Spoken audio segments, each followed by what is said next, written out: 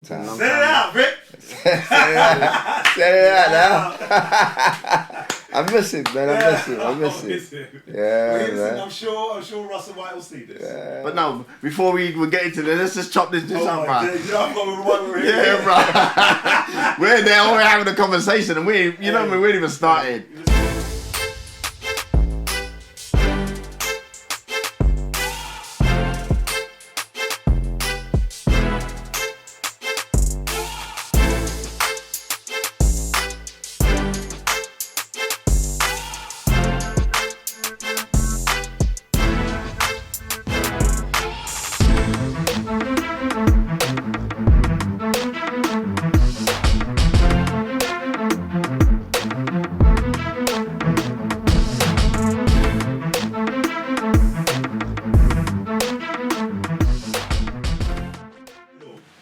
We're back in the house, we're back in the studios. You know, we're out of those little rooms that we were in No before. doubt, man, no doubt. And you know, just to remind you guys, you got Stephen Hutchinson here, aka Hutchy Hutch. You got Roll Bledman here, aka Hidden Machine, and I'd like you to follow us on Instagram, Twitter, Facebook, and YouTube, of course. And don't forget to push that notification button. But what have we got here today, Hutch? I don't know how to introduce this. Right, you know what? You know, Nor do I, man. But you know what? Absolute legend. Absolute legend. And you know what? I feel, Honest, right? Before we started, you know, we was having conversations with Victor. Yeah. I'm starting to get emotional because we go way back. Yeah. You know, today we have probably one of the best American football players that's played in this country. He's paved the way for thousands of players. We want to introduce you to Victor Ebubedike. Welcome, Vic. As Ryan would do. Yes. I don't ever forget the Muhammad. Oh, no. Victor. Sorry, Victor. That's a seal. Yeah. Victor Ebubedike Muhammad. So how you doing, Vic? How is Victor doing, man? You know, it's difficult right now because I just lost my mum. So sorry, man. I'm sorry to hear that. Just came back from Africa. You know, laid her to rest. But she was a massive part of my career. Yeah. As quiet as it's kept. You know, even when we were inducted into the house, you know, the Hall of Fame. Yeah. You know, she said, "Oh, there's many more to come." I'm like, okay, and then she never lied. So. Yeah. Although she's not physically here, she's spiritually here. Yes, sir. You Yes, know, sir. with me Yeah, always, sure, and that's a comfort. You know, it's a comfort for me. Mm-hmm. Yeah, but in all, you know, I'm getting up. I'm praying. I'm eating the right foods and making sure my mental is a certain way. My psychological mindset is a certain way, and you know, I speak only when I'm spoken to. I keep my private's private, and I want the best for all of us. You know, what I want for myself, I want for my brothers and sisters. Yes, sir. Yeah, that. So it's all good. So we're glad that we've got you on the sofa today just to have this conversation. And we appreciate you taking your time out of your day, man, to come and chop it up with us. I got to look after my brothers, man. You know, I love you both. You know, there's many other brothers that I love that I keep to myself. But sometimes, you know, when they say bad boys move in silence, and it's real talk. You don't have to go out there making noise all the time. You know who you got in your corner. If you need them, just pick up the phone, speak to them, or send them a text and say, "What's up?" Right. But people don't understand that. It's not all about going out there making noise, you know. And that piece that you just said that people don't understand. You know, this is why we're honoured to have you here today. Yes, sir. Because people don't understand what Victor Ebubedike Muhammad did. You know, the path that you laid for thousands of players, like I mentioned before. Well, we're going to get into that, right? Of course. Get into that. You know, so the first question I reckon we like to ask is, when did you get into American football? First of all, how did American football attach itself to Victor? And how did Victor attach himself to American football? Oh, God. Let's put it this way. I've been a fan for years coming up, you know. I think in the early 80s to the mid 80s, I was watching a lot on Channel 4. You know, I think that's where we all started, huh? yeah. Even when they were having the American bowls here at Wembley and stuff, and you know, I'd be quite privileged to go and watch a game, or even go and watch their practice sessions at Crystal Palace, I think it was at that time. Right. And then my mum will even let me watch the game on television, you know. Mm-hmm. And she can see I was gravitating towards that. But little is known that I used to play for England schoolboys football, what they call soccer. Yeah. Okay. I played for England, you know. I had tryouts for... Can you imagine this big... Look at this physique, man. I played football. Yeah, you know. What position did you play with? I played defender, I played goalkeeper, I was a forward, I was winger. It's just like there was no stopping a brother, you know. Yeah. Scored goals like it was just for fun. But my mother didn't want me doing that. As an African... Nigerian descent, the academics was always first. As they do. Yep. you ain't going no place with that. You're going to be a lawyer, a doctor, a banker. You got. I think mine was taught to be a town planner, you know, where you develop like an architect type thing, which I really was gravitating towards as well. Mm-hmm. Right. And then the opportunity came for me to my 16th birthday, I think it was. I woke up early. We were living in my mum still got her place there, bless her, Little Venice. Right. And I just woke up one morning and went for a long walk.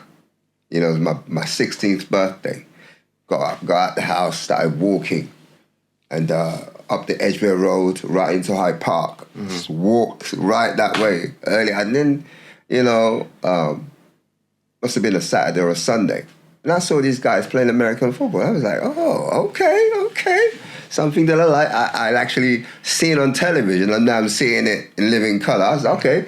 So I stood there, and I think it was Lou Gittins. Mm-hmm. You know, Lou Gittins. He says, oh, okay. You like this? I says, yeah, I like it. And then it says, if you want to join in, you can join in. I said, okay, I'll just watch for now. I remember saying, I'm going to watch for now. You know, and then I think it was... what's his face? Lance. Yeah. Lance. He says, come in. Come closer, have a look. I said, okay. Lance Cohn, then he says, okay. Look like you can do, you can do something. I says, maybe I could. And then Lou kind of threw the ball at me and I threw it back. Okay, you look like you got some hands. Okay. And then so he's setting you up, but you don't realize. I know, like, okay, what's he talking about? You know, he got some hands. If he did like this, then you know, there's something wrong. He probably just catching it wrong. Till you go about your business. But no, this is okay. Run around with us. So, which I was doing. They're like, ooh, it looks like he's a running back. I said, who? That's okay. Look like he can run. I said, yeah, I can run. Because at that time I was doing track and field with people like Linford Christie. Yeah. I was running against people like Linford Christie at West London Stadium. When it was West London Stadium, because now it's called Linford Christie Stadium. Yeah. So, because he ran for Thames Valley, and I ran for London Irish. Right. So, that's how that came about. Yeah, I was London Irish. We trained at the same track. All of us trained at the same track, you know. Mm-hmm. So, that's where my running, you know, favored me. Because I was an athlete, you know, I was doing athletics, right. You know. And then going to Hyde Park, that was it. That was it. That's when I made the switch from athletics to American football on my 16th birthday. Right. You know. So you were already into athletics prior to getting on the gridiron? Yeah. Right. Got it. That's why when you hear the stories like Skits Nehemiah, mm-hmm. You know, I played for the 49ers, I think it was. Mm-hmm. Yeah, I was like, yeah, that's standard. You know what I'm saying? So it kind of, in a way, God made it possible for me to see, he gave me a sneak preview of what the Americans were doing mm-hmm. Throughout the whole college system, the whole career, the sports. They're always involved in sports. We were never taught that here. Yep. You know, so they later found out they've been doing this when they were 6 years old. Which was an eye-opener. I was like, my God, so you've had all these years ahead of us. Yeah. So when we get to play with you lot, you're bad-mouthing us, but really, you're making mistakes like we're making. You understand? You know, but what's that all about? So it's really the coaches that either... Because I know that if Larry Kennan stayed the head coach all them years, all of us would have been balling, come hell or high water. Are you talking like the Monarchs now? If The original, yeah. If he came back in 95, you mean... We would have all been balling and the team would have been a better team. Right. Would have been a better team, you know. Hands down, when I talk about having a head coach, I tell you he's the best. His mentality, his man management was close to Fergie's of Manchester United. Mm-hmm. Right. Yeah. If we were losing, he weren't hyperventilating or losing his mind or cussing. You never heard none of that. Mm. I remember one game, we were playing New York, New Jersey Knights at New York. Yeah. Yeah. A semi-final game that if we lost, we were going back home to London, nothing. But we said, no, the final's at Wembley. That's our home ground. Why should we let someone else play at our home? And that season, we were what? 9-1 already as it was. Yeah. The team we lost to, we wanted to play them in the final. So that gave us an impetus to win that game. But the thing is, we were losing 14-0 at half time at New York. So when I saw the coach, I said to his son, Kyle, who is now a big man, he's got his own family, but we keep in contact. I said, look, we're gonna look at your dad. He says, yeah? I says, yeah. I says, if he's laughing, we're good. If he's not smiling, we're in a whole bunch of trouble. So we said 1, 2, 3. We looked at his dad. His dad was cool as ice, smiling. I said, we're going to win this game. Halftime, we all went in the locker room. We came back and smashed New York 42 points to 14. So they never scored another point. They scored another point after their 14. Imagine that. We flew back to London, you know, because what would have happened, all the Americans would have had to fly home from London. New York. Oh, no, right, okay. No, we were in New York, so we would have gone back to London, the British players, but the Americans would have just gone back to gone home. If you lost. Right, yeah. So they said, nah, we want to go back to London. And we made our mind up in the locker room, we're going to deal with these people at their own stadium, which we did. Okay. You know, and the rest was history. So I want to ask you something else. So just rewind it back a little bit. So you at the Ravens, that's where you kind of like started your craft. Ooh, the Ravens. Listen, the Ravens, they reigned, man, in the 80s, man. Yeah. They tore it up. The Black Shadow. When I think about the Ravens and me being in my teenage years and jumping fences to watch you guys play, all I remember is that wishbone. That wishbone. It's giving me goosebumps now. Because obviously I was a part of that. We're talking about Mark Work. Yeah. We're talking about Jason Louis. Yeah. We're talking about Vic. Yeah. I mean, all I want to ask is, man, was that offense actually designed around you three? To be honest, in some parts it was, but we were never told. Yeah, I would say we was more of a running team. Yeah, we were a team where we just wanted to just ram it down people's throats. Right. And wear them out. I mean, we used to go, look, at practice, we'll call the play on sound. Yeah. And we'll game plan the team for that. First play of the game, sound. And we'll actually run that play. And people will be like, oh my God, first play of the game, they've scored already. And the whole team were in the end zone. Linemen, wide receivers, running back, we were all you saw is Shergar coming around the corner. That's it. That was his nickname. You know what I mean? Shergar just pelting around the corner. Mark Warnick in front of him, like blowing tunnels and... Yeah. I mean, it was a scary thing. I mean, I'll be honest with you, I've seen some games and I'm thinking, I'm watching. There was a game, the final we played against Manchester All-Stars or Spartans or what they called them. So I think it was All-Stars at the time with Terry Smith as them. Yeah. And was it I think it was out there. That's probably before I got there. I got there in 87. Yeah. I think that might have been the year before. Yeah, I think that might have been 86. I didn't even know I scored 3 touchdowns in that game. Someone sent me a clip, someone sent me the film and I was watching it. I said, I scored a touchdown. Next minute I'm playing defense. I was like, what? I said, what did I play? Yeah, because you've always played Iron Man football. I've always played, until you get to the pros, you always played defense. Yeah. And he was a sweet end, you know. Yeah. I know. I was a horrible. I hurt people, Yeah, he was a sweet end, bro. The Great Britain team. Yeah. Sweet end, bro, Yeah. for sure. Yeah, I enjoyed it. I'm not gonna lie. I enjoyed playing football because it just gave you some form of it was like a release. Yeah. And people don't understand when you tell them practice was good, but game day was time to have fun. Yeah. Absolute relaxation, and you're just dealing with people. I mean, we played. Our practice at the Ravens was like war. Fights broke out nearly all the time. You know, come game day, I just felt sorry for the opposition because, you know, it was like unleashed. It was like a license just to let hurt loose someone. Yeah, and not, you know, and didn't get in trouble for it. Yeah. And the way I used to describe it, I used to tell people, American football is a game that you can play and kill someone and still walk the streets free. You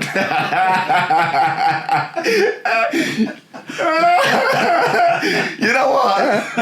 That's true, you know. Yeah. Because you think you can like legally hem someone up, put them in hospital, and go to that's all part of the game. Part of the game. That's all part of the game. That's all. That is part of the game. That's part of the risk. Part and parcel. Yeah, I think that's occupational health, and that's the reason why I played the way I played.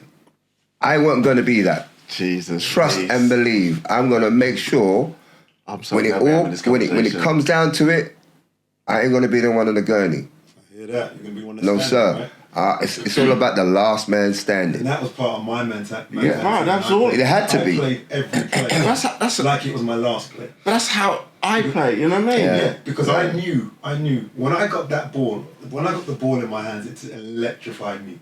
So it took me to another level anyway. Yeah. And I knew there was like 11 guys up there to come and try to decapitate me. See, you look at it. You see how you two ran the rock. Yeah. You can see you're running that with pure. Yeah, but But it's the same way when I'm making a tackle, bro. I'm trying. As small as I was, I played like I said before. Yeah. I played like 225. Yeah. I played bigger than I ever was. I didn't care what size you were. If I could take you down, take you down. B can light you up. I'm Trust lighting me. you up, bro. You're getting lit, and he did. That's why he got knighted. I'm telling you. No. We saw it. We went to camp in Atlanta. That's why he got his name for me. Listen, and the Ravens. People talk about B lighting folks up, but when B ran the ball, oh my God. Do you know what he gave us license to do? I said, B's, I want to be on the team. I want to be blocking for B. You know what I'm saying? So that was a special place in my heart because the way he ran that rock, he gave us opportunity to light folks up. And you're not lighting just one person up. You're lighting twos and threes as you're running down the field. Because the way he ran, almost like you go this way. And you take someone out. And then he'll twist back and come the other way. I can see. You set them up. I can see. The way I run, I'll run. And if I could cut back. And I knew my speed, so I would cut back. They would just be cleaning people up. Yeah. And you just see him just running down the side. Like, it's just like, nice, thanks, B. You know, it's not so much about, well done for scoring touchdowns. It's like, thanks for letting me light some fool up. It was gratifying, you know. I mean, the Ravens were they were a different animal. And you know, the Ravens gave you opportunities as well because you had an opportunity to go to JUCO, right? Yeah. And so JUCO is junior college, right? And that's playing in the States at college level. And just talk us through that and you know, that experience of your career starting to take off now. Going to JUCO is a bittersweet for me because I kind of miss playing for the Ravens. No lie. The coach had his boys. Let's just be clear. Yeah. And that was an eye-opener for me. And saying, okay, there's 6 running backs, 7, maybe 8. I'm at the bottom of the pile. Yes. Okay, and the only time I get to shine is when we're doing practice squad. So I'm running the practice plays. So basically, I'm running the opposition's offense for our defense. Yeah. And I wasn't going to let our defense clock me. Yeah. I was running the ball with tenacity. Mm-hmm. And you're trying to take me out, I'm taking you out. Yeah. So I'm meeting their linebackers helmet to helmet, if not helmet to his chest, not my chest. I'm not playing that. Right. So when I'm doing that, I'm protecting myself. But only that's showing him that you are, I should not be 6, I should be... Right. Inadvertently, that's what it showed them. Yeah, of course. They were like, this guy is a beast. I said, okay, whatever you call me, remember that. You know, whatever you call me, remember that. Let it stick in your helmet. And so you doing you on show team against starting defense. You doing you. And I had to up the ante, to be honest. What I was doing in UK, I took it to a different level when I went to the States. You had to. Right. Because the way they were coming, and the names they were making, oh, you're English, your streets are this big, your houses are that. I'm like, okay. Yeah. I says, come and talk to me when you get a passport. That's what I said to him. I did read that. Yeah, I said, come and talk to me when you get a passport. Until then, don't talk to me. Just shut up. And then one of the coaches, a defensive coach, I think it was a Lions coach, unfortunately, you know, he made a comment one year. And I didn't really care who was there. I know I didn't care what the head coach was because he addressed me. You know, he was trying to make fun of me in front of the team. So I backhand him. You know, I said, listen, with all due respect, coach, you don't even have a passport. You don't even leave your neighborhood. Look where I am. Look where I came from. You got to think this is late 80s. You have no clue what it is to get on the plane. Don't even bother talk to me, coach. You know? And I said that with a swagger and just walked off. And then the head coach got wind of it. Yeah. Coach Eliza. Yeah. And then he came start running up his mouth to me. So Coach Eliza is he the head coach? He was the head coach. Yeah. He's a gangster, to be honest. That's another story for another time. But he came up and said to me, okay, this is the team playing this weekend. I noticed my name didn't get mentioned. Bearing in mind, we have no running backs left. No running backs. So he's deciding to run plays with the tight ends. And I know. It's ridiculous. Yeah. But you understand, that's how... It was a homecoming game as well. That's how John, Liza was. That's exactly how he was. Yeah, he's trying to prove a point by doing but he's petty. He's cutting off his nose despite his face. Yeah. And then the game after that, he needed me, which was against Joliet. You know, and the game whenever you play that team is not easy. And Chicago's cold. Bro, this shit gave me goosebumps just to think of it, because I remember all of this. It's cold. I remember all of it. When Vic's talking You're standing in the field. Yeah, and I remember all this like yesterday. You're standing in the field and you're looking around thinking, where are the high bills to keep this breeze away from me? Because remember, we started in September, but it was warm. So by the end of the season, it's November. Oh, my days. Bruh, that's when the wind starts kicking in there, bruh. Was it minus 30-something degrees? That's why when these people talk about cold, I says, you don't know that. They haven't got a clue, bruh. They got a clue. Because the wind chill is ridiculous. That's the one that gets you. Yeah. The wind chill factor. It just goes through every single fiber article you got on, and then it smites you. No, it doesn't hit you, it smites you. And you'd be like, God, what? Just standing there like this, and you're thinking, what's the point of me doing this? And then just to hold the ball. Yeah. I'm so glad we're having playing at that temperature, bro. And then having to go on the field and then produce. Yeah. And then I gotta say, every time I was told to carry the ball, I scored a touchdown, man took me off the field. Coach Eliza, because his boys weren't producing. And when he says, okay, put him in, I go on, score a touchdown. He wants me to get a first down, I got to score a touchdown. Okay, get him off. Oh, so you should have just got the first down. Yeah. But you decided to get 6 points. I was going to get 6 points, what the hell? Running people over, making them miss, thinking I'm going out of downs, turning it back in. going into the end zone. So these are the challenges, man. Yeah, but the thing is, Yeah. I didn't. This is the part that made me. I was hurt a bit, but I knew that I must be good because if Arkansas came looking for me in year one, that's good. That's my first year, and I'm what on the depth chart. I'm number 8. But think, Vic, it's your first year. How long have you been playing football? And that's where what? Okay, that must have been about at least 4 years. So you're saying all right, let's just get the context here right. So you're saying by year 4 of you playing American football, you're telling me a Power 5 school. Yeah. Arkansas Razorbacks. Arkansas were interested in you. Yeah. Right. They were going to give me a full ride. Okay, so I need you to explain this to me because I'm sure that JUCO will get props if you left them to go to Arkansas. Of course, without doubt. Right, so they would have got props for that. Yeah. So explain that to me. I could, Hutch, you're talking to the wrong bro.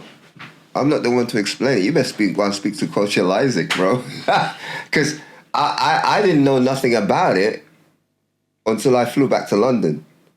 It says, do you know that Arkansas Razorbacks were interested? They were going to give you a full ride. But Coach Isaac, he blacklisted me.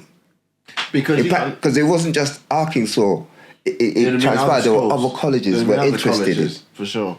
Because when you're in JUCO, it's not one school, it's a whole bunch. He knows about them because they will write to him and say, I want this person, or I'm interested in this person. Yeah. Let me see some more game film, blah, blah, blah, yada, yada, yada. Yeah. So,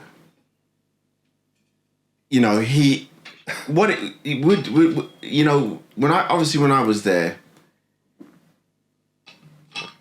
the backs that was there, and I mentioned this in our first podcast, the back that was, the way they play is completely different to how we play.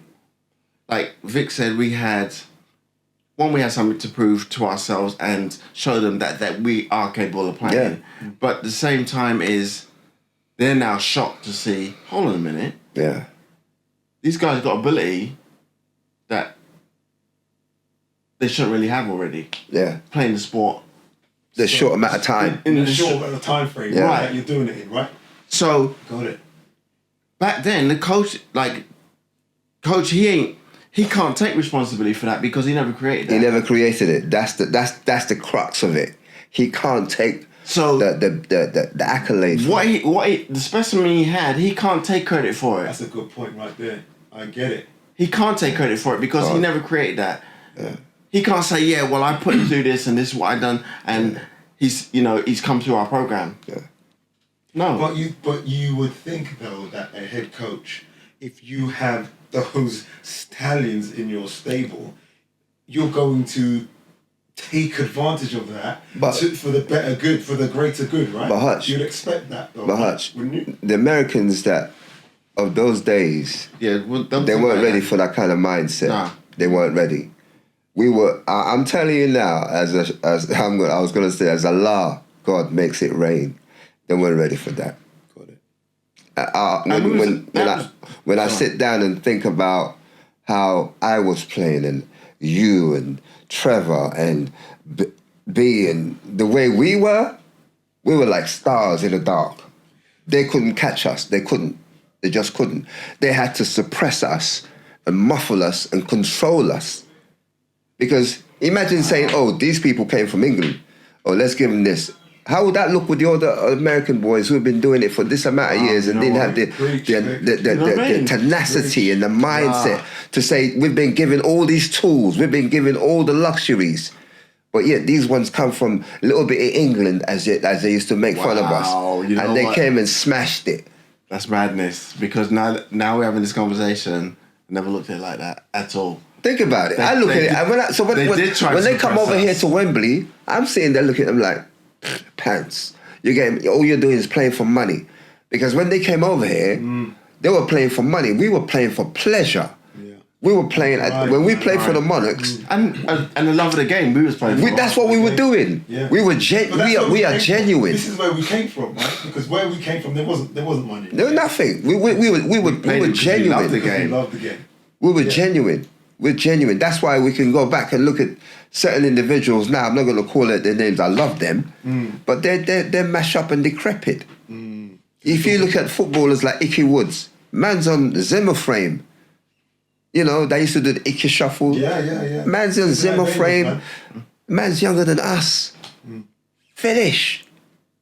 It's that mindset, though, that we were talking about before, though. It's about that mindset about being disciplined in the things. When you don't have discipline, you've got nothing. That's what we were talking about. And hence why we look the way we look, because we're still taking that mindset and looking after ourselves in the same way when we was playing to into our life now.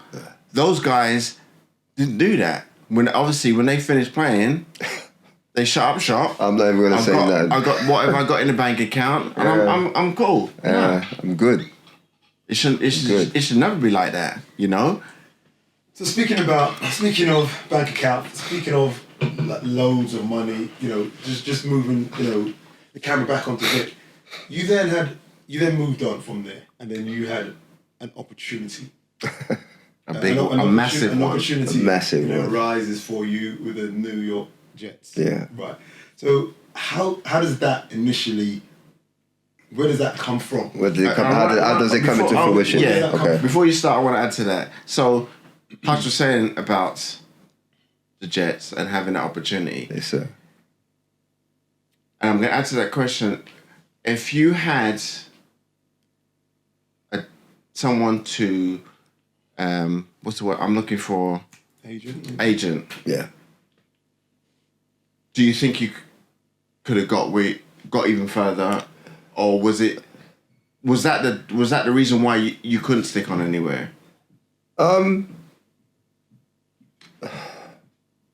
It's difficult to say, if truth be told.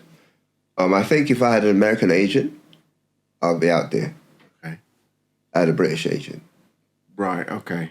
You know, and do you mind if I ask? I won't even say I regretted it. Do you mind if I ask if that British agent was credible for what was required for Victor in the NFL at that point? For that sport, I wouldn't say he wasn't. Right. I'm not going to try and protect him. I would say, if you look at it microscopically, okay, I don't think he was. No, I don't think he was. Even though the company represented American athletes, but that's American athletes. If you see what I'm saying? That NFL is a different It's juggernaut. a different beast. It's a different beast. So you need someone in that who has affiliation with different teams that knows the engine of the NFL. I know the NFL circuit. Yeah. See what I'm saying? You've got to be in that. Yeah, you've got to be in there. And you can't be from here. You can't be from here. You're saying back then? Yeah. Do you think you think they can be from here now and still find a way? No. They definitely have to be from You have to be over there. Okay. Or any one of us that has played. Okay. See, that's why when it comes to consultancy, advising youngsters who are coming up now, this is where we can help them and shape their future. So when any NFL teams come to us, say, hold on a minute, okay, you're Jacksonville Jaguars, let's just say that. I said, well, the Falcons, are interested, the Jets are interested, the Bears are interested. What say you? Mm-hmm. See, if one team comes and starts talking to an English agent about, okay, we got the Jets, and that's all the man's going to know. Because he's not been open to the plethora of other teams. You see what I'm saying? That minefield of the NFL, which a lot of people think stands not for long, but I'm sure we got something. That's his saying. Yeah, man. Well, yeah, Vic, talk to us, man. What when you signed a contract with the Jets, man, and yeah, I was on, you know, like, man? it was I thank Dick Steinberg. I thank oh God, what's that coach? Terry Smith. Terry Smith, that was... Yeah, Terry Smith was quite instrumental in that. I'll never forget that. I'll always remember Terry Smith. Manchester Spartans, Terry Smith. Yeah, when I was playing for the Spartans, he just couldn't control me. He's like, you don't need to be in this league, Vic. You're killing people. Let me tell you something. You're crushing them. I have to stop you right there. Because for someone to do that and not cordon you off to keep them in that team, that's you to root respect. for them, that's respect. Of course, yeah. That's why that's a code looking out for a player, right? Exactly. Yeah. He told me the first time we came together, mano to mano, he says, Victor, he says, a privilege meeting you. He says, I've coached against you, I've played against you, and you're a different beast. He says, his words were, if you were living in America, you'd be in the NFL from a long time ago. Wow. He says you'd be playing in the league, living large and just hurting people. He said that. And this is someone who's telling you this that has credence. There's someone that's been around that. Yeah. Because he played in the league. Yeah. So for someone that's been there, done it, you know, has got the T-shirt on all M1s. Yeah. Sees you playing. Yeah. Sees the talent and telling you that. Yeah. And then even to the point where when the Saints came here years ago, and Doug Marone, remember Doug Marone? Mm-hmm. Yeah, Doug was the OC, you know, for the Saints, and he was my center the year we won the World Bowl. Right. Imagine that. So man's got connections, but I just keep that under my hat. Yeah. You see, so when they were over here, I went to visit them at the hotel, you know, and he introduced me to Peyton, head coach. And Peyton says, I remember you. I says, you do? Because Peyton, he coached over here. He was getting his ass kicked by me. Yeah, he coached over I used to run him down. Coach, you know, coach says, yeah, you were something else. He says, oh, well, good to see you. I says, take care, coach. He says, you got tickets for the game? I says, yeah, I got tickets for the game. And that was it. You know, and that's a man used to run down when he was playing for the Leicester Panthers. Can you imagine? I used to chase him down. Can you imagine? That's just so unheard of. And he was a head coach at New Orleans age. You know what I mean? Look, that's so unheard of. Yeah. Back then, we're talking about 20, 25 years ago. Yeah. That could still be classed as unheard of here now with the NFL's presence and the IPP program too. Yeah. So this happened in 20, 25 years ago. I was hoping that people could visualize how crazy that is. But the thing that makes it possible is that if the youngsters can just listen and just follow listen to what I'm saying, simple instructions. Simple they'll make it.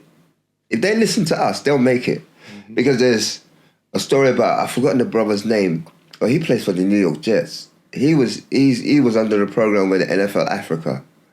You know, they went over there and then they saw him, and then they took him to, you know, a little running and whatnot, and man's playing for the New York Giants now. This last year. He's going to be playing this year for the New York Giants. I mean, I think, you know. It's ridiculous. That's why I said, sorry, Hutch. Yeah. That's why when I went to Ghana and came back, and I said, I got to make connections. And then the brothers that wanted to play American football, and you see, they don't have weights like we do over here or in America. They're using boulders and what do they call it? Alloys for wheels as weights, beloved. Because that's what I was training with when I went to Ghana. I was using the alloys and everything that they were using. I was like, my God. Imagine. And that's why I think the NFL is so interested now. Oh yeah, they're gonna they're gonna rape and pillage Africa outside of of those 50 states. Because straight away, just remember the NFL's a business here, man. And if you can get, I don't know, 5 or 10 players from the African nations or from Europe or wherever it is, you know, you can train them up and you can get them on the minimum wage playing in the NFL. That is far cheaper than getting 10 players from Power 5 schools. But not only that, same thing. It's a business, right? Yeah, but not only that. So to me, I think it's a win-win situation for the NFL. Yeah, but also for the athlete. No. You don't understand. Listen to what I'm going to say now. Listen to what I'm going to say now. You know what my dream is? This is what I pray that Allah God helps me accomplish. You've heard of the United States of America, right? Playing American football. I want to have an American, the United States of Africa play the United States of America. Look how many Africans are playing in the NFL right now. This is what I'm saying to you. That's what I was just trying to say. And I guarantee you, if we play United States of Africa against the USA, I guarantee you that the Americans might have the know-how, the technical and, the gadget plays and all that, but the Africans are not dumb. They have the brute force and that power. Is what I was just about to say. It's whatever the other countries that they're getting these players from, they are a different breed because they're hungry. They love the game. They want to play. They want to take it to the next level. The Americans have been growing up with this all their life. Yeah. They've lost that hunger. Yeah. Hence why we played the way we played when we played. Yeah. Next to it's only now as we got older. I was going to speak for myself. I'm looking back. Those players weren't no better than me. I could see that now, and I was so hungry and so much in better shape than they were. So that's all that's happening now. These players that are coming through that program, they're hungry, and they're actually playing better football than some of these pros, Americans, so-called pros. Yeah. But they're getting paid minimum wage. All you got to do, be so on it, because you got to watch the games and watch these players from Europe and Africa. Watch how they're playing. They're venomous, beloved. They are hungry, bro. They're not half-stepping nothing. They will do it within the confines of the rules and regulations and procedures, but they're more tenacious. You see? They're playing at 100 miles an hour. Yeah. You're right, but they're hungry, man. But B's right. It's that word that's ringing in my mind when you guys are talking about this. If the NFL or other professional leagues see that, from a business mind, they're going to want to go and run and go get that. Yeah. They are. Yeah. But I want to get back into the middle of Vic, man. I'm sorry, man. So the GOAT. then after the Jets, right? Then it was the World League, and To be honest, was it the World League after the Jets? well, the World League after the Jets. The Jets was it was an occasion that I knew I could do damage. I'll tell you a story. I ran a 4-4 on carpet. Yeah. And that's because we couldn't run outside. So there was an indoors. So this was your combine for the Jets? Yeah. They signed me and everything. Says, come down, what they call it? Spring camp. Come. April, May. I flew out there and says, come. We've set some things up for you. Here's a weight room. I was in a weight room all the time. I was running gases all the time. So they're watching me thinking, what is this guy doing? Really even, put pen to paper and anything like that. And I'm like, well, this is what I'm here for, right? He says, yeah. So I'm benching mad weights and squatting. They're like, none of our guys can do that. You're doing things what linemen are doing. I said, well, this is standard for me. This is what I come to do. Something that you taught me. Yeah. I was a sports actor. Yeah. I said, this madness, bro. This is what I've been doing. Machine, you know? No, but you They still call me that. They call me that at work. Machine. The man's a machine. Yeah. But you think of it, bro. Look what we was doing. It's okay. You know what I mean? Look what we was doing. Yeah. We don't just show up and then, because the mentality I had was, I'm here to do something. Let me get on with it. This is what I'm here for. So I'll get up and do my weights and do my running, and they'll be saying, the guys are not here yet. I says, I'm not here for them. I'm here for me. No one's here yet. The whole place is empty. I'm just doing my own thing. And people are just watching me. And I'm sure the general manager, Dick Steinberg, I've got to give a mention to Dick Steinberg. If it wasn't for him, I wouldn't have been at the Jets. Okay. Because Terry Smith spoke to him. It says, you will not believe this guy. And the way he treated me, he sent a limo to come and pick me up at the airport because off of what Terry Smith said. Right. Because obviously him and Terry Smith must have had a relationship. And I think Terry Smith didn't let him down. So he was pleased. So he was looking after me the whole time I was there. And the fact that he didn't have to speak to me often, and I know for a fact he was in an office one day. They had the Americans flying in. They signed a guy called Stargill, who's a defensive back. Mm-hmm. And then they brought in Blair Thomas. Yeah, those guys got signed. Blair Thomas was a running back. That was a year. That's when I was there. You were number 32, right? Something like that. Yeah. Because I was there when people like Hector was there, Michael Vick, all these. I was there with them. I got photographs at home when there's legends in there. I'm like, these guys are watching television. They're like, come on, Vic. And I'm like, what, me? It's okay, come. And I'm like, okay. So when they were seeing how I was doing, they knew that I wasn't on par with them when it came to technical understanding of the games.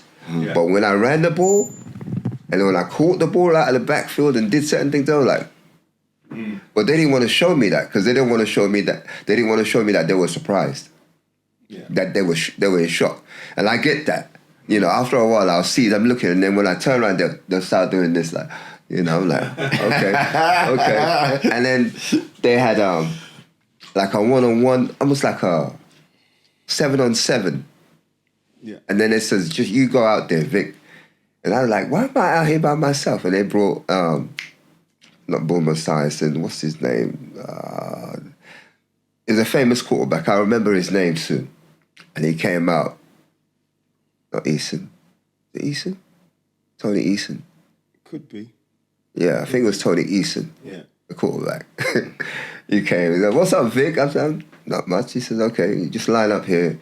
I want you to do this and do this. There's Tony Stargill was a DB, the brand new DB. There's a linebacker. There's a linebacker out there. The DB's over there. I said, what do you want me to do? He says, just catch the rock and score a touchdown. I said, is that it? He says, yeah. He says, whenever you see those two sit, do what you're supposed to do. Right. You know what to do. I said, what do you mean? He says, when you see them, when you come out, and they don't come out with you, and they all drop back. Just sit down. And do what you've been practicing. So I ran out, did a little belly out, looked, they didn't come, look at them, they didn't come. So I got stopped right between them. The DB was right there. I stopped right there, caught the ball, pivoted outward, didn't pivot inward, because the linebacker's coming that way. And this guy here, he had already started stepping that way, so I pivoted that way. I didn't go out. I didn't go this way. I didn't go towards the QB. I went to the end zone. And that DB there, he started coming. I went, what? And that way, Stargill, man, just got paid $12 million signing bonus. I'm going to score a touchdown. And Dick Steinberg was upstairs in the glass, building, looking out. He just went. I was like, okay, things are looking good. And then the Jets that year were in a transition. Mm-hmm. And that's where, I've forgotten, it's a head coach. He came from Cincinnati. oh God, blonde hair, looked like an albino. I can see his I face. know who you're talking I Yeah, see his face. yeah. Yeah, I can But he see came him. over to the Jets, and I'll recall his name, but he brought people like Boomer Esiason and all those people trying to come over to the Jets. So he was bringing all these boys to the Jets. And then during practice, he kept on staring at me. And I thought, this man doesn't like me. And I said, he's going to get rid of me. But you know what? I'll just keep producing. And then I was there till about near enough end of camp. The last few weeks. Wow. Knocked on the door. Yeah, man, I dreaded And the guy that I played better than, they kept him, sent me home. The guy that you're talking about, Yeah. had they invested money into that guy? Yeah.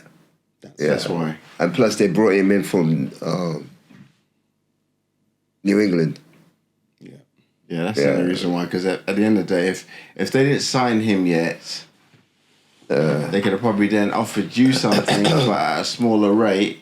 But they've already paid him. If they already paid him, Yeah. and not only that, you said they were in a transition. So if he was already had his players, or so it was going to be hard for you anyway. Yeah, and the whole Jets organization, they were fantastic. I can't say a bad word about them. I'm still in contact with some of the equipment people up till today. They say anytime you're in New York, pass by, we'll always remember you. And the thing is, they couldn't pronounce the name, so they called me Victor Alphabet. Yeah, I remember one year I went back and they just lost their minds. They were like, "Oh my God, he's here! The intercom." Like, what you doing? But it was good. The time at the Jets was fantastic. Sounds like you had fun. It could have worked out a lot better. Yeah. And then before the general manager, I went to his office. He says, "We've got to let you go. We're so sorry. Personally, I wanted you here. We could have put you on he said, "It could have put you on a practice squad. We could have put you on remember the developmental. We forgot about that, but they still got it. Developmental squad." I was like, yeah. He says, "I wanted you on it." Teams, bro. He says, "But still a beast at special teams." Exactly. He said, "But the head coach, they've made a decision. I said, "It's okay, Mr. Steinberg." He says, "Oh, another thing. There's a team in Canada wants you to come and play." Saskatchewan, right? I was like, I said, "No, I want to go home." Seriously? Yeah, I said, "I wanted to go home. I had enough. Because if I wanted to go and play in Canada, I would have gone Canada for that. Yeah.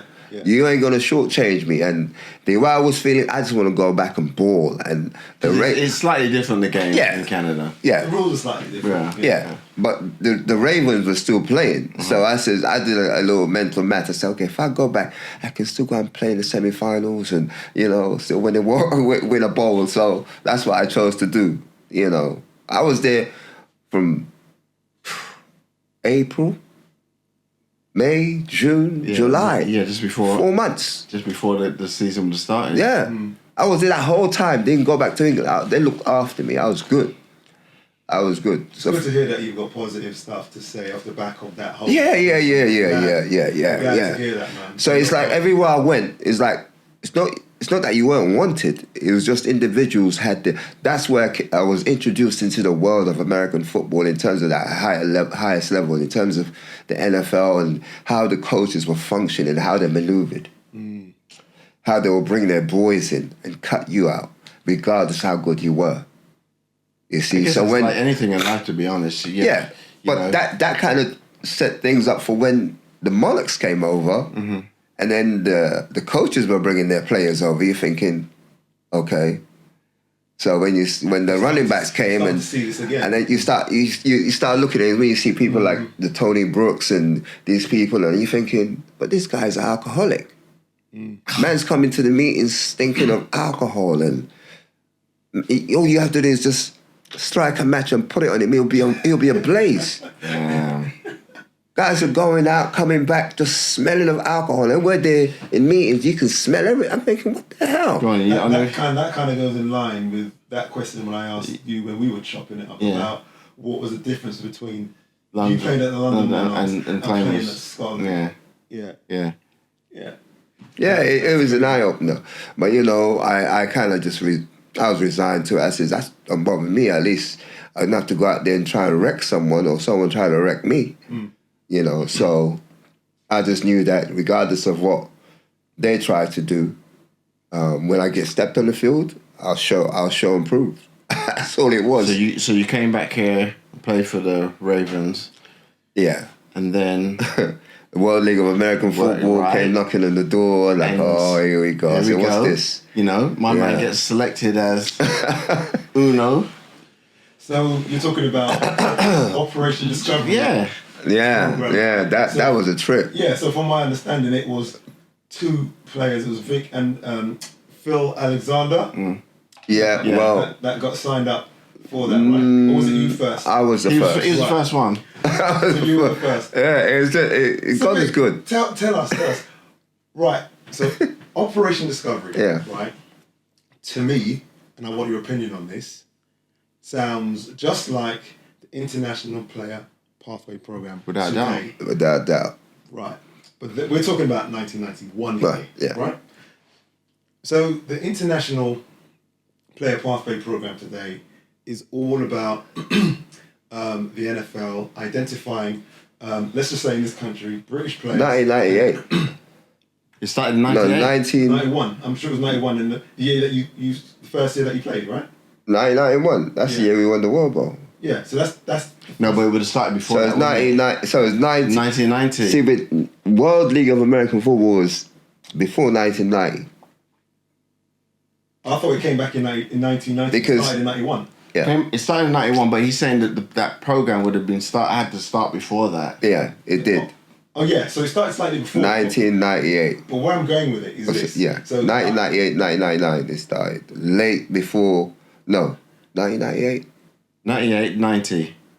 89, sorry, 89, 89. 89. It's Yeah, 89. 89. Yeah, it's 89. 90. Yeah. Right. So what I'm saying is, the IPP, right, today is all about identifying players that potentially could take it to the next level. Yeah. And those guys, from my understanding, they train in an environment where they're taught football skills. They go through classroom sessions. Yeah. You know, they get the right nutrition. They get the right training facilities to do all of that. Yeah. Right. Now, then after that, they then go to a combine, and then they Show and prove. they show and prove 40, bench, standing jump, and all that stuff, right? And you've got 32 representatives of the NFL scouts watching that. Correct. I just like to compare that with regards to that is today. What was your experience like that in the Operation Discovery piece? Was it anything like that? I think I'll be honest, I haven't gone and seen what they're doing now. But the way we did it, it was in par with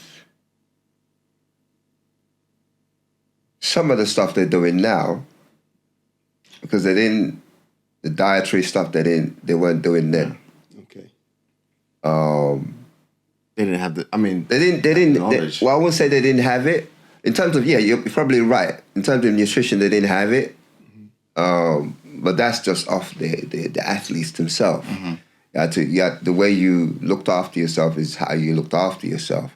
And I think what amazed them about myself and Trevor, Trevor being from up north and me being from the south, As in Trevor Carter. you know, the ghost himself. Ghost. Was that we were so in tune. I mean, imagine for nearly 4, 5, 6 years we've been running against each other and trying to kill each other on the field. You know, I played the end and he'll play running back, and I'll be trying to chase him down, and then when we go against each other, he'll end up playing DB and I'll play running back. So it's little things like that, you know. And then we end up playing for Great Britain together, you know. And I think that's when we kind of got close. Yeah. And then then when this opportunity came, we were like, well, roommates, and that was it, But we actually shocked the Americans, and then when we went to training camp in, Florida, that blew their mind when they saw myself and Trevor. The way we were in terms of physical stature, the knowledge of the football that we knew, and how we were blocking linemen, and we were just twisting up the other Europeans. They were like, who are these two? I think we set the standard. Got it. Trevor and I set the standard, and then when people like the Jeff Capes came later on, Phil Alexander's is a kicker, isn't he? You know what I mean? What's that all about? I think any one of us could have been kickers if we wanted to, So the fact that we came with a different skill set shocked the Americans. I said, boy, where did these two come from? These are actually, I said, what position you play? Running back. And then when it came to special teams, they were like, they play special teams too? That was unheard of, because they just saw running backs and that's it. But when we went and say, we want to play special teams, they're like, you play special teams too? In Duke, in college. Exactly. And Duke, they don't play no special team because, the position they play. That's it. So that was an eye-opener for them, because we just wanted to do everything, even going against linemen. Trevor will go against wide receivers. I'll go against the offensive linemen. They'd be like, but you're a running back. I said, yeah, but still, multifaceted. They were like, wow. So it's like they were finding like diamonds in the rough kind of thing. Like, these people, they're multi-skilled, when they only came to us with just one, but they've got other skills that they can bring to us. So they were quite, we were quite valuable to them. And I think we set the precedence for other European players that came through. They wanted to see if they could play special teams. And then I think over the years as the NFL, in terms of Europe, and years later on up until present time, if you're coming into the NFL, you've got to at least be able to play special teams in order for you to make the team. So we were ahead of our time. Yeah. So when I watch teams play now, and I said, they say, this player's from Australia and this person used to play rugby. Come on. That was bread and butter for us. We came from that and then some, So any ideas that they're getting now was what Trevor and I and all the other Brits that came, like yourselves, came and showed them that Victor and Trevor went, what's the word? A trick, Or puff pastry. Thank you. That's right. Stop it.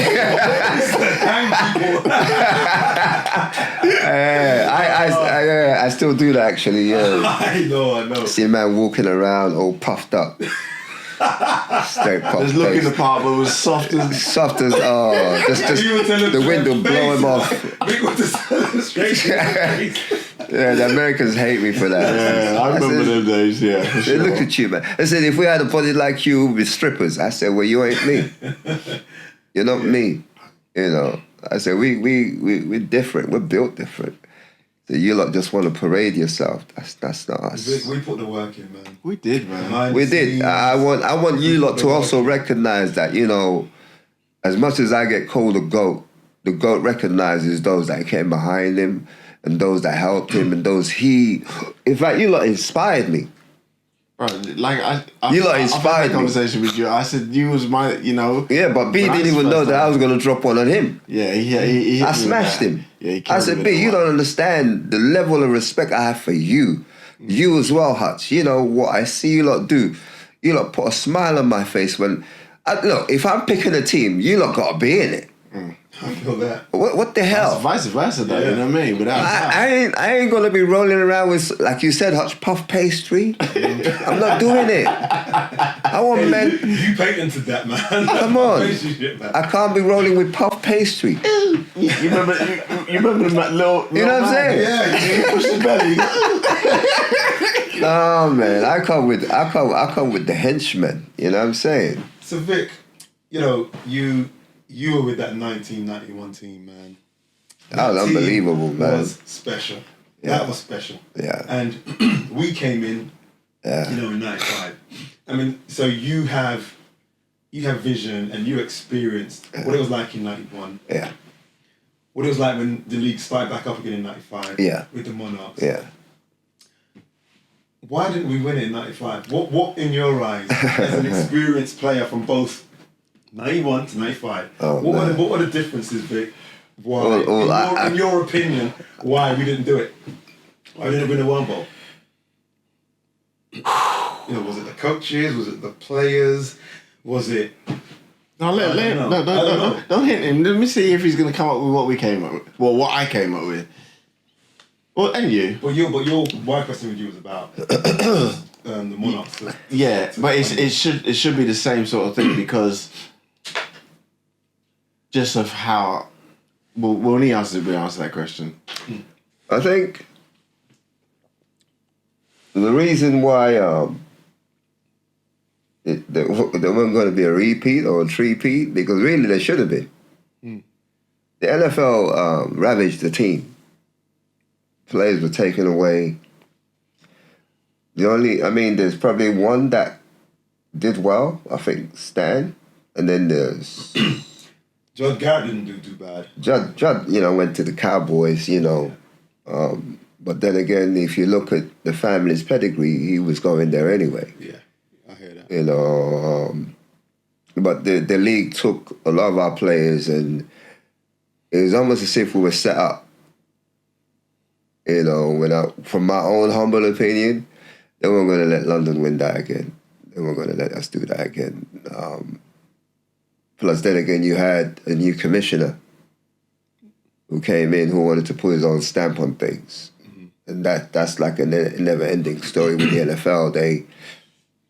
When a new commissioner comes in, he wants to destroy what was there before and start something new. Build his own version. Build his own legacy, as they call it. Mm. And then we had players who really didn't want it. Like the 91 team wanted it. And then the coaches weren't the same. Coaches didn't help. You might have a head coach like LT. At Zimmerman. Coach Z. Coach Z was a beast. I love that man. And, I think he was probably the most experienced. Yeah. I mean, LT was... Then Lionel Taylor. LT was a player's coach. Yeah. But he wasn't a coach, you know what I mean? I don't think he had that capacity to teach at that level. Yeah. I think if he started low then and worked his way up, But Zim, without a doubt. Zim was an animal, man. I mean, the way he coached, and I love that man. I wish I was playing defense. The defense always was correct, but in terms of Bobby Hammond and how he came, and it's almost as if the team was a showpiece. It's like he's glitz and glamour, and he was trying to live off the World Bowl type thing. And I was like, sometimes I just looked at him like, am I looking at a real person, or is this a mirage? Quite a few players did. So by the time we got halfway through the season, quite a few players did. It was quite painful. The games we lost, we had no business losing. It's just the quality of the play calling and the hard work we put through. We worked hard. It's so interesting that you're saying that, because I'm just listening. I'm listening to what you're saying as a seasoned professional player, playing that year. That was my first year. That was my rookie year. I had no visibility of what you were saying. Yeah. None. And I couldn't. It would be detrimental for not myself, you, for me to put that on you. Because I wanted to keep as much as I can to myself. I didn't want to taint your vision or anyone else's that came, because I want you to just be to have that zeal, that energy that you came with. Yeah, I'm going to do this. I want you to keep that it for himself. You know what I'm saying? And make your own. You had own to. Picture. I had nothing to compare it to. Whereas Vic was seasoned. He'd seen it before. He'd been in environment where they did it right professionally. Yeah. You know, knew how to win Right, games, how to come back. Yeah. You know, the seasoned coaches. Yeah, you could see it. At the coaching level here now. Yeah. So it's you mentioning that now, Vic. Yeah. I completely see it. Yeah, because the 91 team, we didn't have the best. We didn't stay at the best hotel. But You it know. was better than where we was Yeah. in '95, though. Yeah, of course. You know, we were Bushy. Yeah. You know, we were out You guys there. in the Grove hotel in Bushy. No, What hotel was we were just in some shack. Oh, see, it has to be but something outside. Yeah, though, but it outside has to London. be something to do with Yeah. how expensive London is, because Yeah, he said it. I didn't know. I thought it was actually a hotel. No, you said it's a shack. it was some You know what shack I mean? where So you know, they've never had it good. London's never had it good. London never had. But they were in that shack and they got it done. Yeah, because maybe that's the mentality they had at the time. But you think of all the other team, they stayed in nice hotels. Everyone else was nice. I know Frankfurt and Ryan did. Nah, Yeah, everyone else from was what we nice. were hearing Yeah, from they- all the other teams in the league, they were living large. So it must have been so expensive in London. That's all we could get. yeah, yeah. You understand? It's shacks. But you know, they found a way in order how to win. Yeah, we just came together and said we're in this together, regardless, come hell or high water. We just gelled and we trained hard. We went to camp. Oh my God, Atlanta. It was difficult, but I think the first year we were in Florida, and it was hard. We trained twice a day. We flew back to London, carried on until the final week. You know, we pushed and pushed and pushed. And then so when the season started, it was easy. Yeah. The training just got easy for us. We were just flying around. The game's gonna be easy. Because the games were coming thick and fast. You've been pounding all 2 days all out of season, and then the game comes. That's baby weight. Yeah. You know what I mean? Yeah. Players, even NFL players, when I started in the Monarchs, you know, going through camp made or broke players. Yeah. It did. Yeah. If you could surpass camp, you're right. Yeah, you're ready. You're right. You were rolling with Yeah. it for the season. Yeah, you hit the ground was running. easy. Yeah, that was easy. You know what I mean? But it was I think it's a mental thing 2 days back then. Yeah. Obviously they don't do it now. But if you were mentally strong, if you let the pain in your body take over your mind, You're you were out not of going to there. make it. You're out of there. Yeah. Because you think of it, we were so sore, but we wanted to play so bad. Yeah. Day 3. I remember Lionel telling me after the second day, he goes, Hutch, if you make it past day 3, you'll be all right. That's what he said to me. And when I got to day 3, man, I was mentally and physically. Your body was like rigor mortis, bro. You was so trouble. stiff. Yeah. That's when the ice We bath needed started those coming in. ice So, you know what, let me buckets, just man. try this ice We needed bath. those ice buckets, man, to get the legs back. Yeah. Yeah. We did. The ice helped. But we was mentally strong Yeah, already. Coming from where we came from. Yeah. I'm not going to call no names, but I remember, man, there were players from day 1. Just broke up. No, from day 1 in ice buckets through the whole camp from day 1. Straight after practice. I'm not ice going in that buckets, stuff. ice That bucket. nah. Because they needed it, right? They needed it.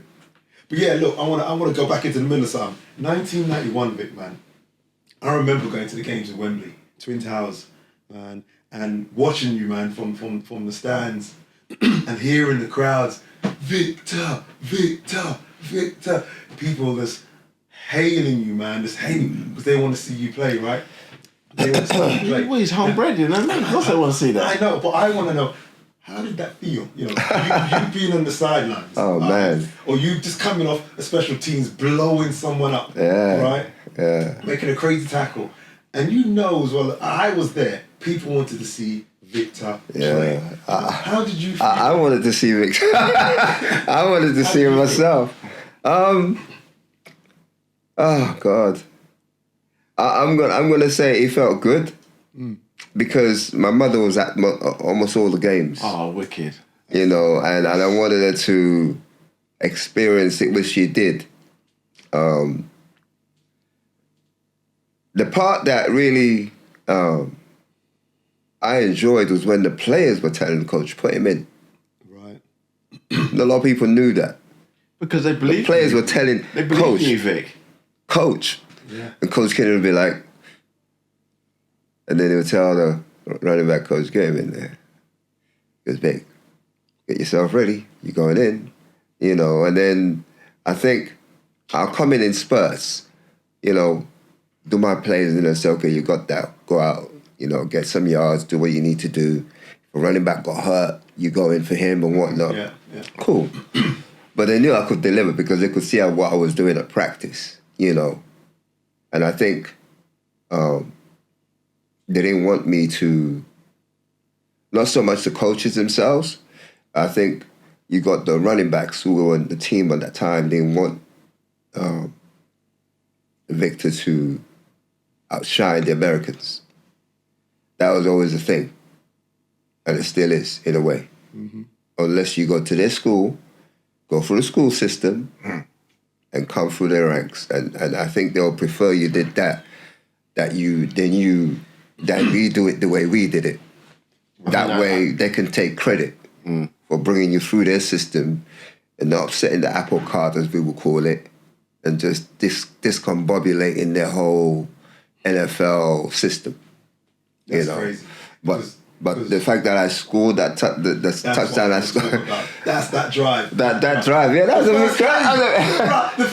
the first carry this man took when he got on the field and the crowd was just cheering. See, the crowds didn't realise when the offense is on the field, shut up. You know what I mean? Was on there, so they were cheering. Yeah. First carry, broke it for about 15, 16. They didn't expect that. They didn't expect Victor. They didn't know about Shergan, man. They didn't know about Shergan. No. It's been about 3 or 4 more carries. Yeah, the coach just says, I looks right, he's like, keep him in there. Yeah. just stay in there. Stan says, Vic, get here. I'm not saying running backs don't run with that, but like you guys, not so much me, but you guys just ran with so much passion.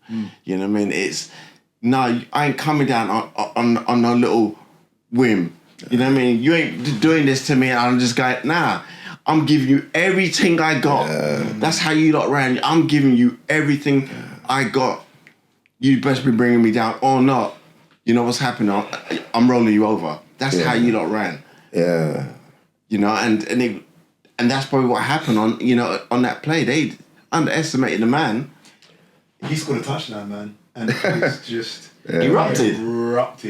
I'm talking about the noise levels were just distortion. It wasn't loud. Yeah. It was just distortion because I think the whole of Wembley was just so happy for Victor to get on there and then tote the ball like the way he did and finish that drive with 6 points on the board, man.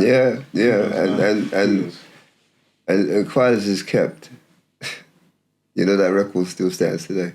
Yeah, of course. The only English player to have scored a professional touchdown. It can never be repeated because the 2000 ain't there. The 2000 ain't there. We read up on that. But then, man, them, you know, you got what's that brother's name? Ajay. He played for the Dolphins and then he went to the 49ers. He went to Philly as well, right? And he got Super Bowl. And I'm surprised he didn't score a touchdown when he came out here with the Eagles and the Dolphins. He and retired now, isn't he? He got injured. No, he got injured. I think he got injured because he did get hurt. Yeah, he did get. You get hurt after he won that ring. I think that his next season he got hurt. Yeah. Once you get hurt in that league, you're never the same. Yeah, no doubt. You're never the same, man. That's never the same. Yeah. Well, you say that, but I mean, what was speaking of injuries? What was your worst injury? And you know, how did that play out? And how did you bounce back from that? My worst injury? Wow. All I can say is the name like Danny Lockett. Number 94? Yeah. It was a preseason game. It was in Legion's Field, Birmingham, Alabama. Okay. I running my play and got tackled. Must have been a tip tackle and I fell on the ground. No, I didn't fall. No.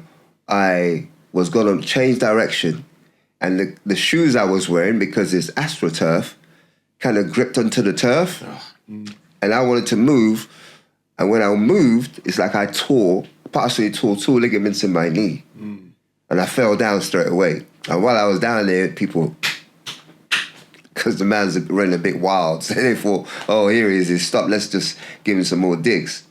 I said, okay. But I actually heard the things like, tear. Shit. So I said, okay, what the hell was that? I got up and walked off the field. I'm like, okay. And I said to Mayfield, could you just check my knee? He says, okay. You know, when they tug it backwards and forwards, and I says, it feels a bit loose. I says, okay.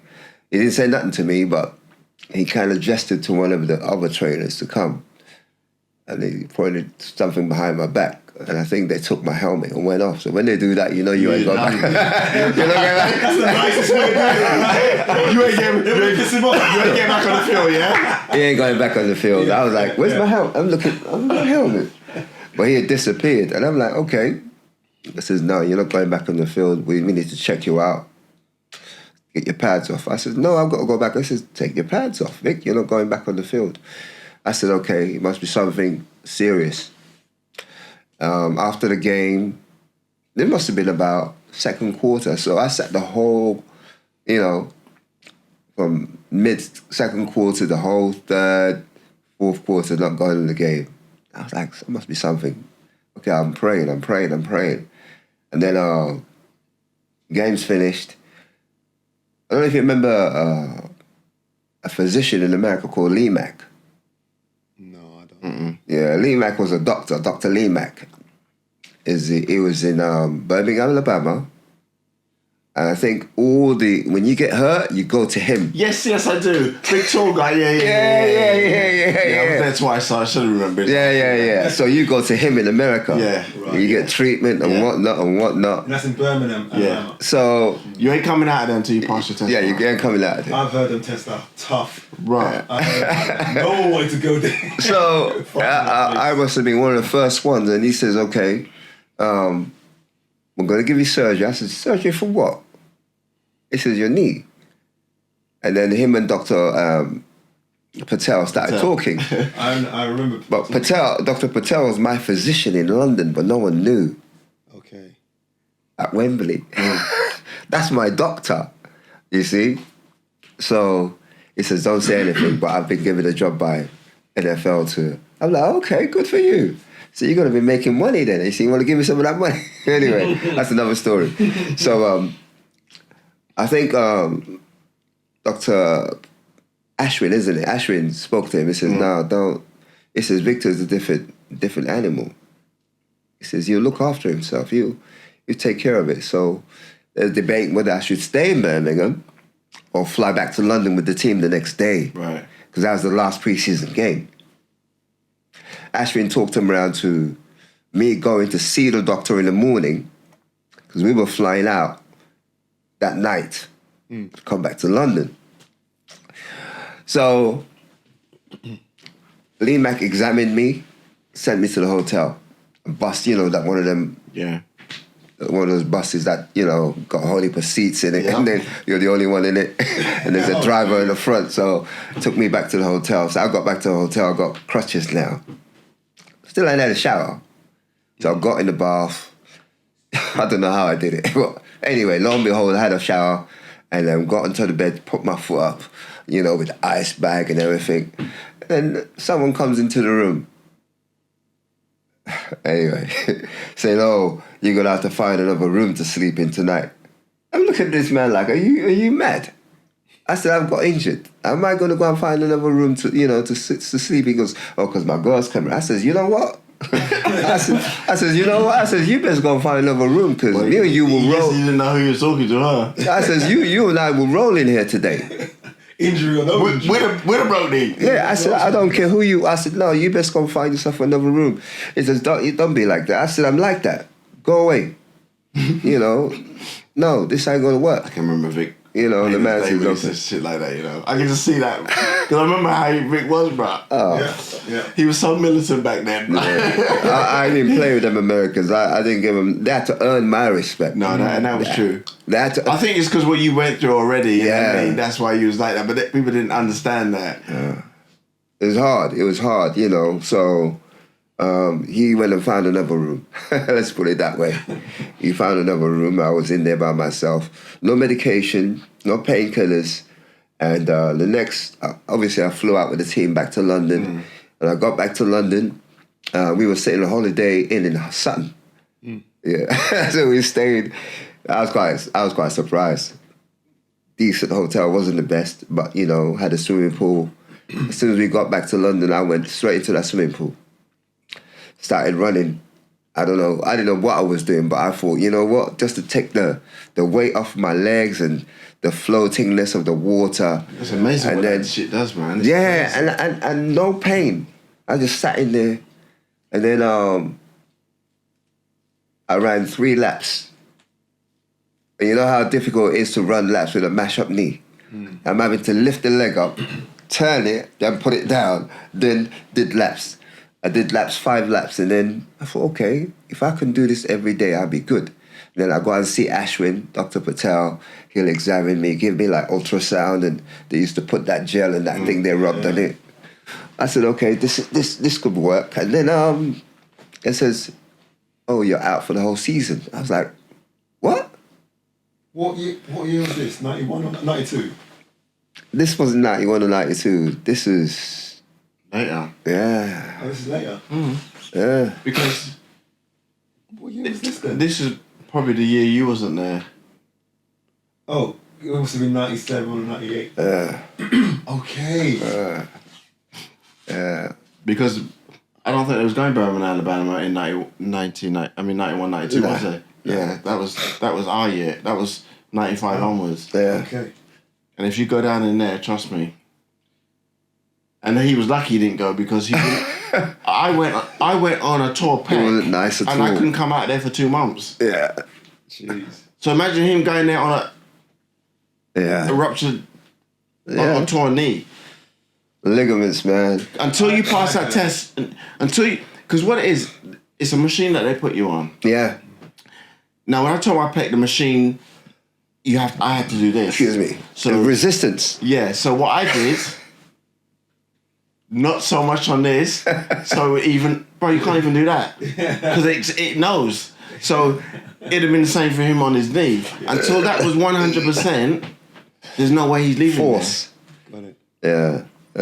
There's no way that they let you out of there. And I literally tried to wing it, couldn't do it, and I had to get that up to this A strength certain level, yeah. before I could leave. Yeah, I remember that I missed B a lot, man. It's like, where is he, man? Where is he? Yeah. When you came back, the whole guys were happy, man. Like, yeah, B's back. It's madness, bro. When you go down there, bro, you don't want to go down in there. But I heard the horror stories, man. I remember Allen Oh, used to tell me God. stories. He was like, you do not want to go to Birmingham, Alabama. Yeah, yeah. Because of, you think, that reason. And the wickedest thing, you go down. It could be career ending. Yeah. That's what they were. It could define your playing days. Yeah. You know, but I was fortunate because they found that mine was partially torn, 2 parts. So he says, well, the way his mentality is, he works hard. He take care of himself. And Ashwin told him, and then I came back. They said, you're out for the whole year. I'm like, and in my head, I'm saying, these people don't know me.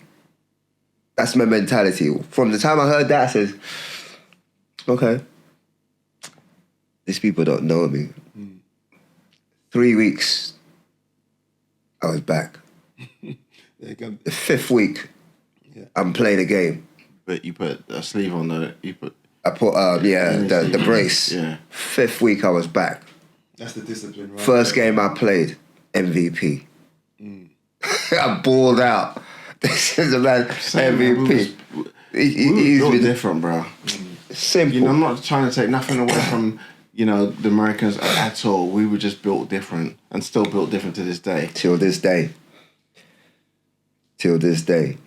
Because I don't think I don't take nothing away from them. No. And they've been blessed to be in it as longer than we have.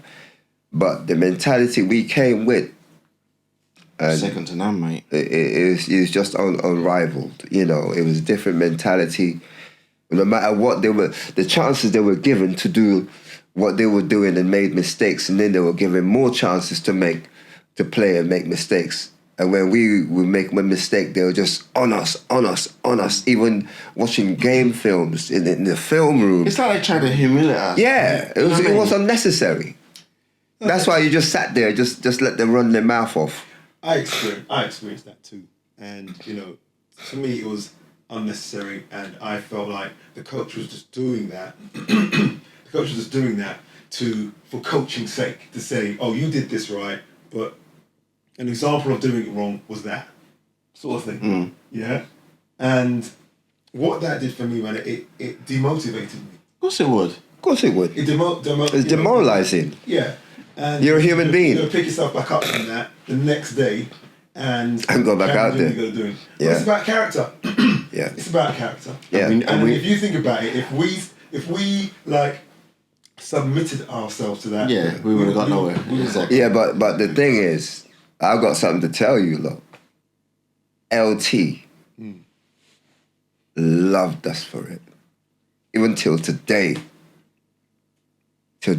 He can't stop talking about us. Can't stop talking about us because he noticed that. All we're talking about now, he noticed it. He noticed it. You know, as much as he had to be hard on us, equally as he was with them. If you notice, LT didn't go overboard with us. If you lot can recall, the way he treated them, he treated us. You're right. If we messed up, they messed up the same way. You tell them, God damn it, you know, kill it before it multiplies. Yeah. If you think about it, he did exactly the same. That's why I always have respect for him. Oh, the level he started his coaching and the way he got to was leaps and bounds. And then he said, okay, if I'm this kind of coach, I'm going to coach what I know to the best of my ability, which is when the receiver's running the routes. He says, you see, there's a window here, and I love that concept because that's how I coach. If I'm to coach wide receivers, that's how I'm going to coach. If you're running a route across the field, there's a window there. Windows everywhere, bro. Yeah. There's a window there. You need to know where that is. Yeah. You just got to keep running and make sure you got your head on the swivel and just go. Right. And when the man stops, you stop there. But don't stop where he stops. Stop before you get to him. Or replace where he was. Yeah. Exactly. And that's how I learned to. That's how I learned to run. If I was to run wide, that's how I'll be running it because of exactly the way he taught it. Because he made it real. Before, if you're going to run a dig or a drag right in the middle, that's assassin. You got nowhere to sit down. You're getting yourself assassinated. You got to know where to sit down in a dig. The way he taught it, I got it. You got it. You keep on running across there, see what happens. You'll get blasted. Oh, listen. I'm waiting for you. We know. We know. Just waiting for you. Just doing this. We have seen. You keep on running across there. I'll sit there waiting for your ass. You'll get your bell rung. I remember you ringing bells, bro, in camp. Ringing bells, B. Yeah, and the Americans realised it too. But listen, there's a question I want to ask you, man, because I want to get into the middle of this, man, which is religion. Yeah. Yeah, that's important to the people there. So, what does the victor look like prior to the Nation of Islam, and what does Victor look like with it today? Okay, the victor prior to the Nation of Islam is still the victor after it. Okay. Because the discipline I had, God rest her soul, my mother said to the elders of the family that they speak to all her sons when she goes. And the only thing she had to say about me, Victor's too rigid, he's too disciplined. Imagine that. All my brothers they got cursed out, got beatings, but the only thing she had to say about me that was, if you want to call it bad, was I was too disciplined. So... Before you go on from that, why is that though? Huh? Why do you think you're so disciplined? I think God made me that way. God made me that way. If I said I was going to do something, I'm going to do it. Yeah, respect that. You know, I'm a man of my word. I have a certain integrity that I believe in. I treat people the way I want to be treated. No doubt. That's. I respect that. If I show someone love and he doesn't show me love, before I'll be like, you know what, stuff you. But now I says, you know what, a lack of knowledge of self. You really don't know yourself. You know, you don't know yourself because to me, you're a God. We're all gods. What you were doing in the field, B, you're a God. I know that what I was doing, I wasn't able to do without God. No way would I be able to do that without God. That's real talk. What you did, what we all were doing, without God, it wouldn't have been possible. In some way, we would have been thinking about God, oh God. Even though we weren't thinking about it at that time, God flashed in our minds every now and then. We did, you know, he'll be there and we'll call him secretly in ourselves, whether we admit it or not. He's there to deliver. You know, I've always had God with me wherever I went. Even when I went to Harper College, you know, I'd be there on the bus, bawling, and all my teammates are asleep. I'm like, why am I here? These people are jokers. I'm crying, black man. I'm telling you, as God is my, I'm crying because we just went to a game which I thought we had no business losing. We should have won this game. They're all sleeping. I'm just asking God to take me out of this, but God kept me in there. He said, "You ain't going no place. You've got to go through this. You wanted to come and play this game? Play it. And while you're there, remember me." Okay. And that's why I had to remember God the whole time. And the nation, you know, after we won the World Bowl, came off the plane. And bearing in mind, I've seen the nation in Chicago at Harper, when I was at Harper College. Because, you know, on the South Side, you won't believe, the craziest thing was, or still is, when I went back to Chicago, when I came out of the hospital after cancer, 2019, I went to Chicago. And I went and drove around the same area I was living before I went to move out to Algonquin. So did you live in Palatine? No. Palatine, Algonquin. Yeah. So did you? No, before that, I was living in Lake Shore. Oh, so you didn't live in Coach's flat apartment? I did. Okay. But before I moved there, I was living in Lake Shore Drive. Okay. I was in the city.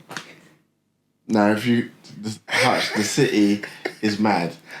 So the way the South is crazy. Oh, beautiful. Chicago, literally, you cross the street, bro, you're in the hood. Yeah, literally. Hood. So where was this coach's apartment?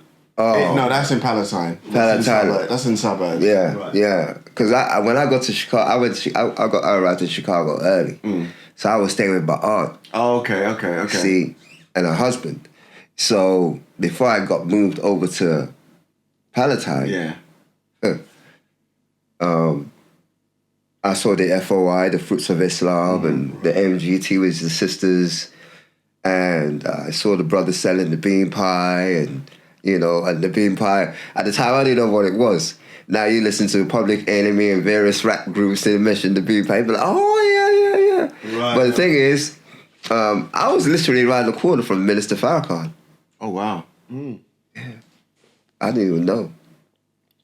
So either way, I was destined to be with the nation, regardless. No doubt. So when I went 2019, we went to visit we call it the Palace, the home of the Most Honorable Elijah Muhammad, which is Minister Farrakhan's home right now.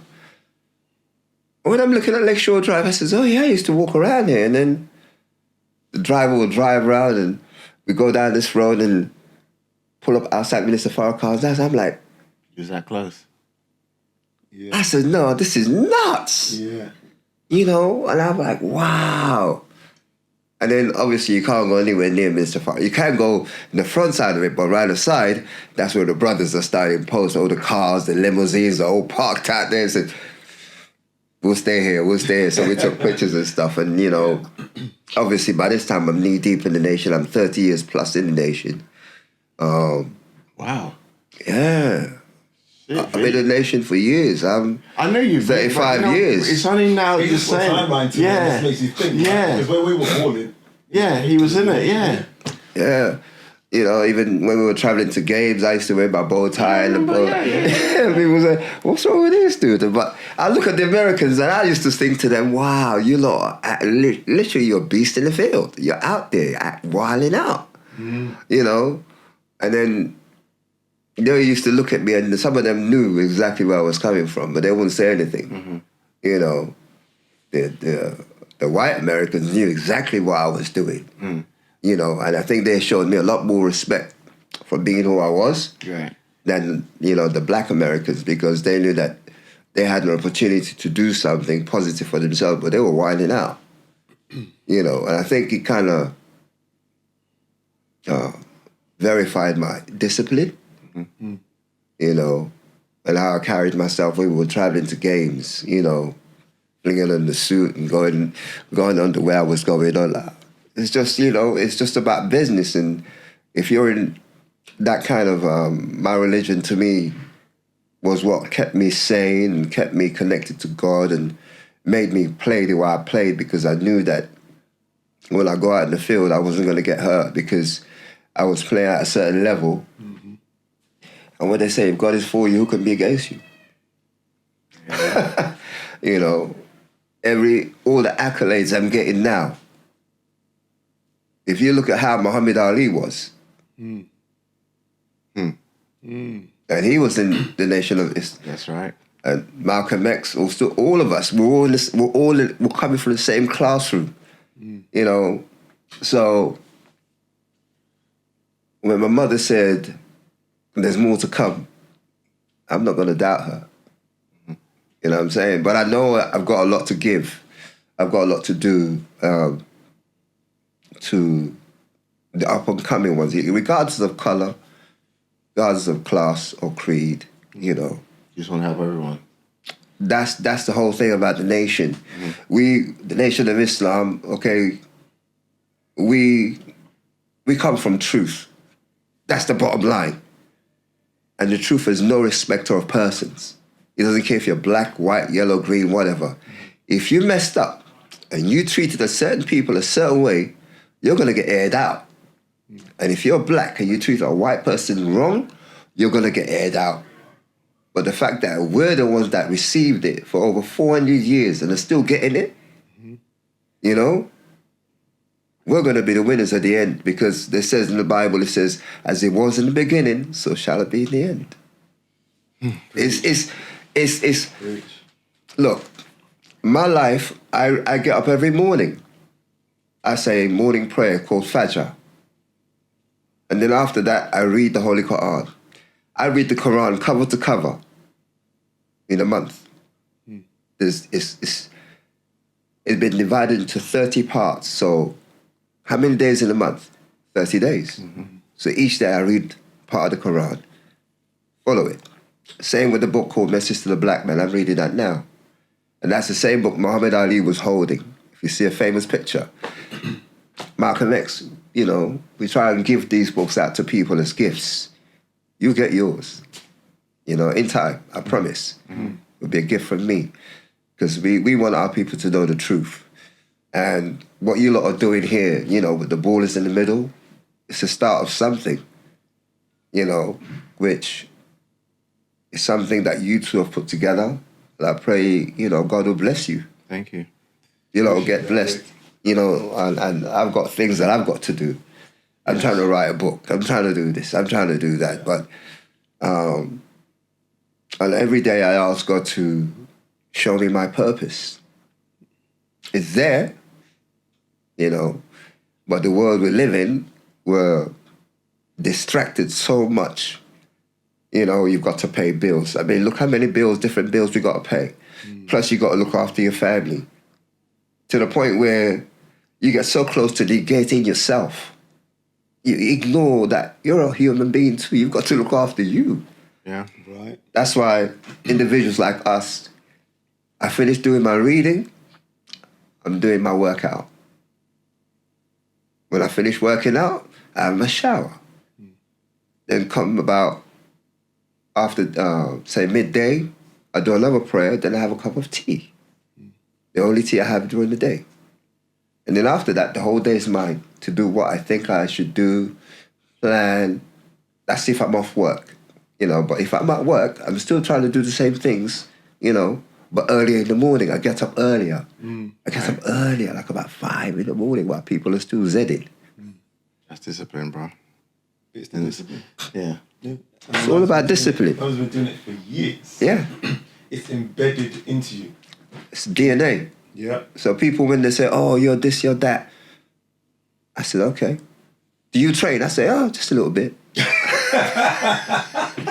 a little bit, you know. Man saw me the other week, last week, he says, oh, blimey, you train? I said, yeah. Do you train? I said, yeah, just a little You bit. dabble. Yeah. Just a little bit, you know. So let me ask you something, Vic.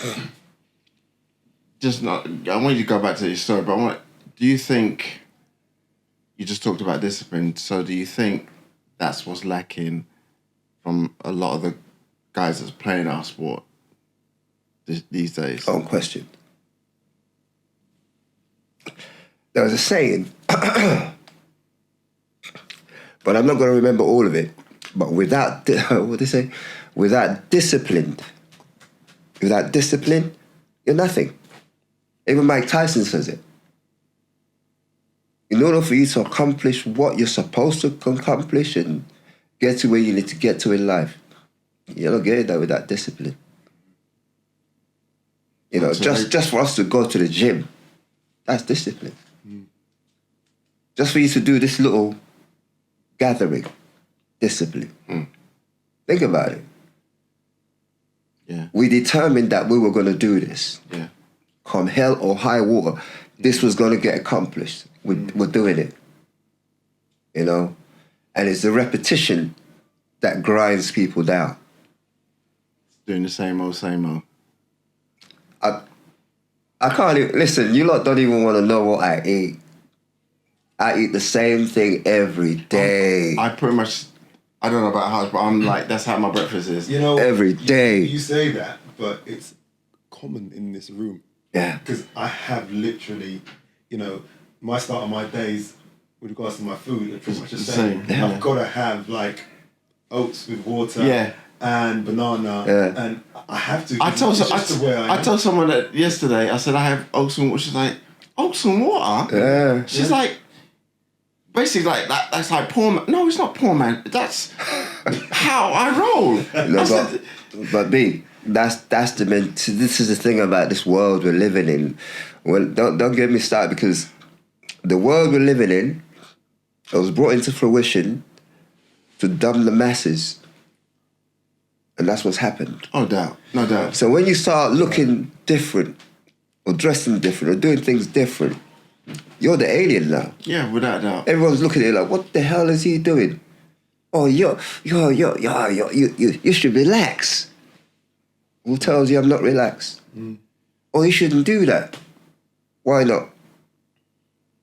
You know, that's where that word impossible, you take out the I am. Yeah? Possible. I'm possible. It's possible. Impossible. What are you saying? What are you saying? That's why even now when I'm in the gym, I always, when it gets to one of the heavyweights, I said, Bismillah ar-Rahman ar-Rahim, which means in the name of, you know, Allah, the Beneficent, the Merciful. In the name of God, the Beneficent, the Merciful. And then I visualize myself doing it.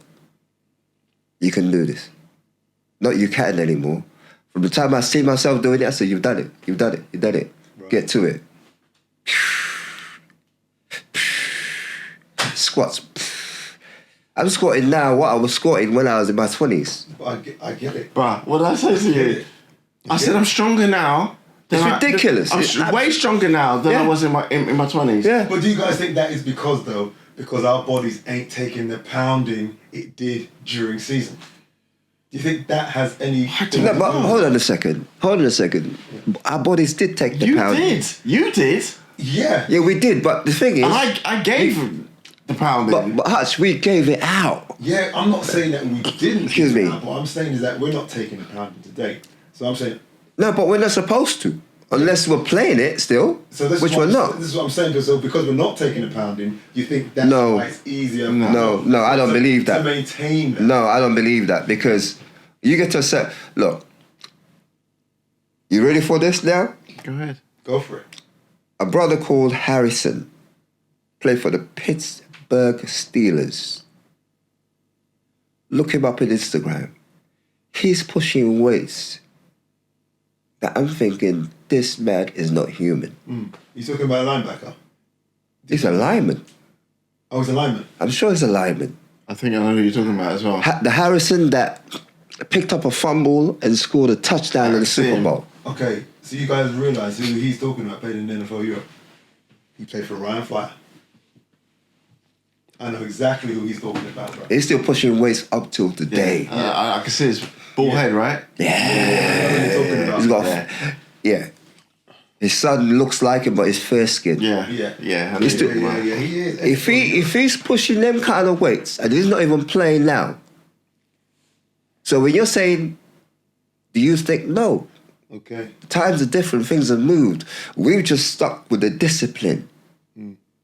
There goes that word again, discipline. And that's what has got to us where we are. That is why we're able to do what we're those doing weights now. I just feel, in my head, and this is my opinion, I feel that because I'm not taking that pounding anymore. Don't get me wrong, you guys know I was dishing it, but because I'm not taking it now, and I'm working out and I'm doing those things, I'm getting older, I feel that logically, and I always think logically that it should be easier to do that because my body's not taking that pounding. No, but like Vic was saying, it's discipline and we're still driven. Yeah. At the mental this side, age. The mental side of it is still the same. Still there. Yeah. Side, I just think it's that. Once that mental is getting what it needs, which is positive energy, you'll not let it start thinking, oh, maybe I need to start doing this or maybe I should start doing that. For me, the moment my brain starts thinking that way, I'm getting in the gym to show you who runs this. I'm the captain of this ship. I'm the master of this. You don't tell me what to do. I keep you in your place and keep you in check. That's what I do to my brain and my heart. Got it. That equates to discipline, man. It's a different monster. You're gonna start sowing seeds of dissension in my head. Hold on a minute. Stay there 1 second. Walk into the gym. Mentally, the human side starts saying, oh, Vic, I don't feel like doing this today. Oh, do I really need to do this? I've been there. Yeah. The soldier side says, let's get your ass in there. Yeah. But then when you finish, it's the best workout you've ever had. when you finish it, oh my God, that is amazing. You're walking on a high, get out the way. You're saying, oh, get out the way. Be quiet, stop it. I run this. You can't tell me what to do. You finish your workout, you be like, oh man, why did I kiss tea? Drink your drinks, says I'm good. I own this. So, I want to get in the middle of this. So, British American football, okay? We played the game in the late 80s, late 80s, 90s, noughties. We balled out. It was fast, it was furious. People were pounding the rock. The wood was being laid. Today's American football, to me, in my opinion, isn't as physical, isn't as fast, isn't as furious. Vic, what's your opinion? And it's a two-pronged approach question here. What's your opinion on the game back in the day in comparison to today? And the second part of the question... Because you're coaching and you'll be able to answer that. The second part of the question is, what can we do to get that changed? To get it back to the way it was? First question, light years. It's like night and day. Yeah, the speed that we played at is totally different.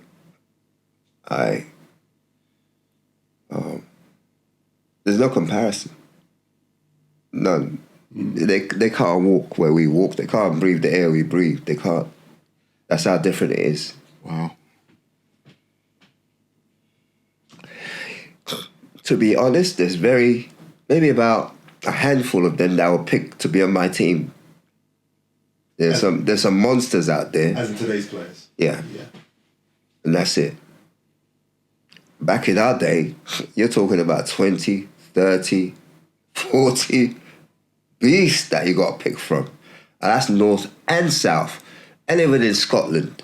Even in Scotland, they got some monsters up there. You know. Now, man, I don't even know what to say. You know, it's a shame. Now, your second question, how do we get that? The word discipline comes again. Discipline, there's got to be some way of maybe fighting people and then punishing people, not to the point where it hurts them in their pocket. We've got to find a way to get the youngsters maybe studying game tapes of how we played. You know, I heard somewhere some years ago that they've got the universities are studying plays that I was running. I heard that. I was like, really? I said, they got nothing better to do. Come on. For real. University. People like, oh God, I can't even remember the man's name. I saw some players from the Blitz that were telling me, oh, we're studying at university. I'm like, what? Studying who? You know who I am? Yeah, we know it's you, Victor. I'm like, so we're studying the way you ran the ball. I'm like, whoa, okay. So I got nothing to say about that, you know? And then when Joe said Louis told me, I'm like, Joe, you're joking, right? He said, no. We're studying people like yourself and me the way we used to run the ball. I'm like, wow. And I can understand that because if the British game want to get to where it needs to get to, which is where the Germans have been a long time, show the game on television. Get those who are ready to play this game, playing it. Literally. There's youngsters walking the streets. They're on their heads on their phone or they're listening to some music or doing some foolishness. But if I'm to, you know, do one of the things I'd love to do, which is to have an academy where you just bring youngsters through, where you got them, you're teaching running backs, you're teaching linebackers, and, you know, offense, defense, DBs and corners. My God. And they eat, drink, and breathe football. And then they've got the academia, where they're learning maths, English, arithmetic, the sciences of life, love, and pursuit of happiness. That's got to be a way. Wow. Because how can you say, here comes, you're living on a planet that weighs 6 sextillion tons, a unit followed by 21 ciphers. Did you hear what I said? You're living on that, and it's a spaceship, what, on planet Earth? Yeah? 57,255,000 square miles of land and 139,685,000 square miles of water. You're living in it. Did you even know any of those things I just said? Nope. Not them numbers. Yeah. It travels 1037 1/3 miles per hour. That's how fast this planet is running. And you can walk in it nice and smooth. It has 4 seasons. The only reason it has 4 seasons is because there's a dip. There's 4 dips on the planet Earth. 4. That's what gives it seasons. Mad. You got the Pacific Ocean. 68,634,000 square miles of water. Pacific Ocean. The Atlantic, 41 million. 31,321,000 square miles. Indian Ocean, 29,430,000 square miles. The land on water, yeah? Hills and mountains, deserts, the islands, Mount Everest, 24,141 feet high. You live on some place, you don't even know nothing about it. But you're going to school. What the hell are you learning at school? You know, so you're saying about basically what I'm getting from this man is teaching American football in schools, grassroots, getting it into the, you know, getting it into schools, getting the kids playing not just tennis, not just football, American football, understanding the game, understanding the science behind the game, understanding the strategy of the game from young. So simplicity. Flag football. Flag football could be played in schools. It is not expensive at all. At all. Mm-hmm. You can get a league going, a conference going. You know, boys, girls can be on the same team. Right. You talk about you want freedom, justice, and equality. You got it right there. You know. Well, you know, we've spoken to Pete Ackley. You know, he's the chief exec of British American football, and you know he's going to be, you know, trying to push that. He's going to be hopefully trying to push that. He's going to deliver that in his strategy. In the next 5 6 weeks? October, yeah. So I'm hoping that piece with the grassroots flag football into schools and high schools are part of that. Yeah. Do you know what I mean? Yeah. It's just mirroring what you're saying. It's there. It's just someone to get up and grab the bull by the horns and say, let's go. Yeah. And you know, I want to be part of that. We want to be a part of that, but because as Hall of Famers, man, I want to be part of that. To try and help at that level to hence why we built this platform. Hence why we built this platform. This is what Ballaz In Da Middle is about, right? Yeah. It's about raising the awareness and letting people understand about the history of the game. We're champions. We've been champions. Mm-hmm. You know how this country likes a champion. You know, they always talk about the World Cup in 1966. But do they know about the accolades American football have won? Look, this country, which is sad to say, they're very quick to try and claim things. To try and claim people who are not from here. You know? And then when those people try something and they come second, they give them hell for it. Or the flip side, they give them knighthood. You're not won nothing, but you're getting a knighthood. What the hell is that all about? You get a sir, you call it a dame. What? Stop it. We've accomplished something. We're Hall of Famers. What are we gonna get for that? You know? I want them to come and try and take advantage. I want them to come and take advantage. That'd be so nice because at least come on, let's do something. Yeah, you know what I'm saying. You want children. You want these youngsters. You know, stop killing each other. Let them get into something that would give them that discipline. This is what I'm saying. Yeah. Because at the end of the day, this is probably one of the only sports you could probably play. Yeah. Doesn't matter what size you are. Yeah. Doesn't matter how big or tall you are. Don't matter how strong or weak you are. Yeah. You could play this. It's a position for everyone. Everybody. Everybody. Male or female. Exactly. My point. You know, especially flag football. Everyone could play that. Everyone can play. Yeah. Even if you've got a disability. Yeah. Football. You got no excuses. There's nothing. No excuses. Everyone can play. And that's the crux of it, man. You know.